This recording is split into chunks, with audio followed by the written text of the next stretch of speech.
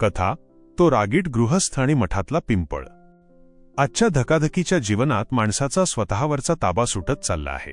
अविनाश नावाचा एक मध्यमवयीन व्यक्ती अशाच एका समस्येने ग्रासलेला होता। त्याचा राग, ऑफिसचा ताण आणि भविष्याची चिंता यामुळे तो घरी आल्यावर क्षुल्लक कारणावरून पत्नी आणि मुलांवर ओरडायचा। नंतर त्याला पश्चात्ताप व्हायचा, पण रागाच्या भरात तो स्वतःला विसरून जायचा। त्याच्या या स्वभावामुळे घरातली सुखशांती हरवली होती। एके दिवशी त्रासाला कंटाळून तो अक्कलकोटला गेला। तिथे त्याने मठात खूप प्रार्थना केली, स्वामी, माझा हा राग घालवा, माझ्या घराचं नंदनवन करा। मठातून बाहेर पडताना त्याला पायरीवर एक लहान मुलगा बसलेला दिसला। त्या मुलाच्या हातात एक छोटीशी फांदी होती आणि तो ती फांदी जमिनीवर जोरात आपटत होता। अविनाश तिथेच थांबला। तो मुलगा अचानक जोरात रडू लागला, कारण फांदी आपटताना त्याच्याच हाताला लागली होती। अविनाशला दया आली। तो त्या मुलाजवळ गेला आणि म्हणाला, बाळा, तू स्वतःच ती फांदी जमिनीवर आपटतोयस आणि तुलाच लागलं तर रडतोयस का? तो मुलगा रडता रडता हसून म्हणाला, मी तर फक्त जमिनीवर राग काढत होतो, पण ही फांदी उलट मलाच चावली।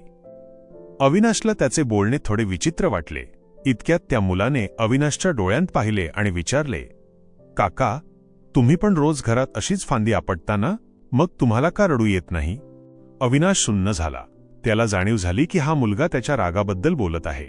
तो काही बोलणार इतक्यात त्या मुलाने त्याच्या हातात एक पिंपळाचे पान दिले आणि म्हणाला, हे पान खिशात ठेवा, जेव्हा राग येईल तेव्हा हे पान बाहेर काढून बघा। अविनाशने विचारले, पण याने काय होईल? मुलाने उत्तर दिले, हे पान जोपर्यंत हिरवे आहे तोपर्यंत तुमचं मन शांत राहील। ज्या दिवशी तुम्ही रागावाल त्या दिवशी हे पान करपून जाईल, आणि लक्षात ठेवा, पान करपलं की स्वामी तुमच्यापासून लांब जातील। अविनाशने ते पान जपून खिशात ठेवले। घरी आल्यावर जेव्हा जेव्हा त्याला राग यायचा तेव्हा त्याला त्या मुलाचे शब्द आठवायचे। तो खिशातले ते पान काढायचा। आश्चर्याची गोष्ट म्हणजे ते पान कित्येक दिवस झाले तरी कोमेजले नव्हते। पान हिरवेगार राहण्यासाठी अविनाश स्वतःला शांत ठेवू लागला। हळूहळू त्याचा स्वभाव बदलला आणि घरात पुन्हा हास्य फुलले। 1 महिना पूर्ण झाल्यावर तो पुन्हा स्वामींच्या दर्शनाला गेला।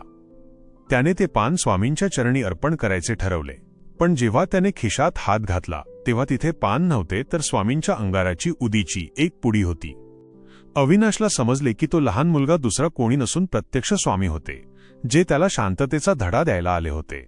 त्याने स्वामींच्या मूर्तीसमोर लोटांगण घातले।